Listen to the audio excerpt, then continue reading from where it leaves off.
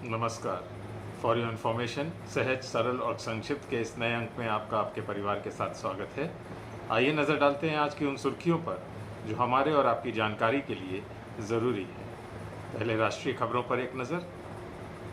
आज रंगों का त्यौहार होली देश भर में धूमधाम से मनाया जा रहा है। इस बार होली ज़्यादा खास भी है क्योंकि करीब 2 साल बाद ये पहला मौका है जब लोग बिना कोई पाबंदियों के रंगोत्सव मना पाए। कोरोना महामारी के चलते लोगों को 2 साल पाबंदियां भी झेलनी पड़ी और लॉकडाउन तक का सामना करना पड़ा, लेकिन इस बार कोरोना केस कम होने के चलते ज़्यादातर राज्यों ने पाबंदियां हटा रखी हैं। इस बीच प्रधानमंत्री मोदी ने भी देशवासियों को होली की शुभकामनाएं दी हैं और लोगों के जीवन में खुशियों की कामना की है। उधर भारत और ऑस्ट्रेलिया के बीच 21 मार्च को शिखर सम्मेलन होना है। ऑस्ट्रेलियाई पीएम स्कॉट मॉरिसन और पीएम मोदी दोनों ही देशों के बीच होने वाले दूसरे वर्चुअल शिखर सम्मेलन में हिस्सा लेंगे। ऑस्ट्रेलियाई प्रधानमंत्री ने कहा कि इस शिखर सम्मेलन में हम अपने व्यापार और निवेश संबंधों को गहरा करने और हमारे पारस्परिक आर्थिक सुधार पर चर्चा करेंगे।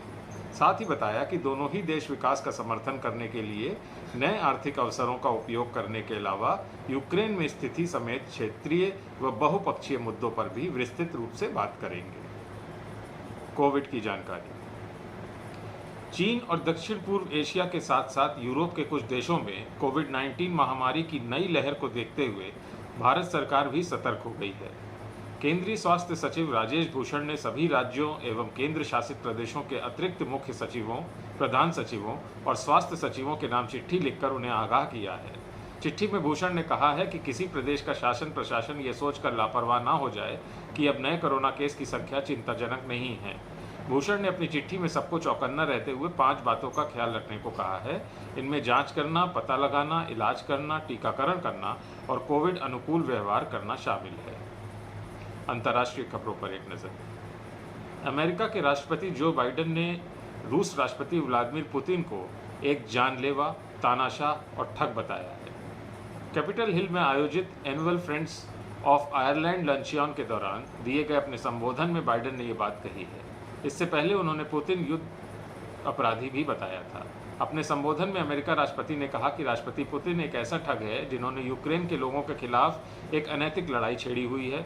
वो नहीं जानते कि वो और उनकी सेना मिलकर यूक्रेन के आम लोगों को मार रही है। वहीं दूसरी तरफ रूस ने राष्ट्रपति बाइडेन के बयान पर कड़ी आपत्ति जताई है। क्रेमलिन प्रवक्ता दिमित्री पेस्कॉव ने कहा कि उनके देश को इस शब्द पर कड़ी आपत्ति है।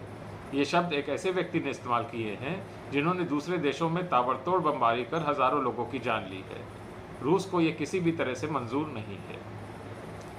उधर पाकिस्तान में विपक्ष की ओर से लाए गए अविश्वास प्रस्ताव से इमरान खान की कुर्सी खतरे में पड़ती नजर आ रही है। समाचार एजेंसी IANS की रिपोर्ट के मुताबिक सत्ता पक्ष के कई असंतुष्ट सांसद इमरान खान के खिलाफ मतदान कर सकते हैं।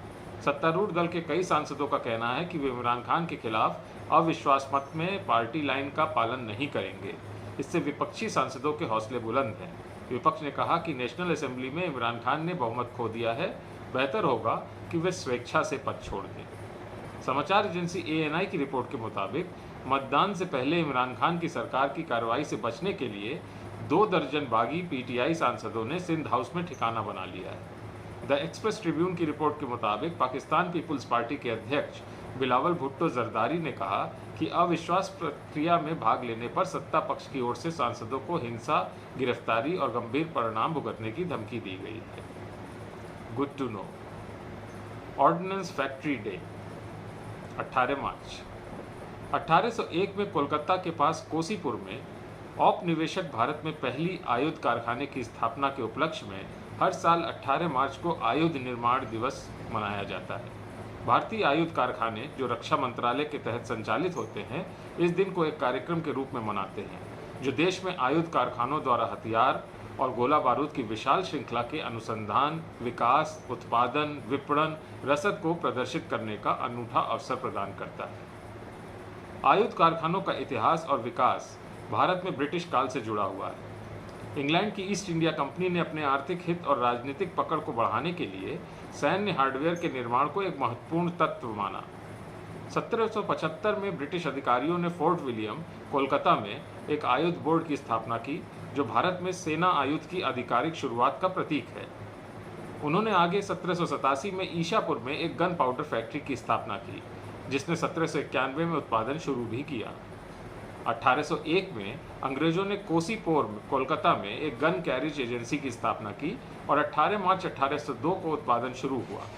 इसने आयुध की पहली औद्योगिक स्थापना की शुरुआत की। भारत में फैक्ट्रियां और ये आज तक चल रही हैं। वर्तमान समय में प्रत्येक देश की आवश्यकता है कि उसके सशस्त्र बलों के लिए मजबूत हथियार और गोला बारूद की आपूर्ति हो।